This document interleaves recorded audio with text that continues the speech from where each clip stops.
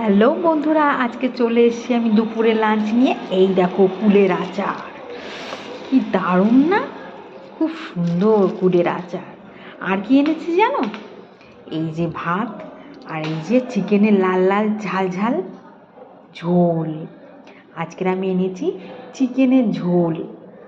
তো আজকে দুপুরে খাওয়াটা স্টার্ট করা যাক। সাদা ভাতের সঙ্গে এই লাল লাল ঝোল, আর তার সঙ্গে কুলের আচার। খাওয়াটা জাস্ট জমে যাবে। তো স্টার্ট করা যাক বন্ধুরা। এই দেখো লাল লাল ঝোল, চিকেনের লাল লাল ঝোল। চিকেন, এটা চিকেন।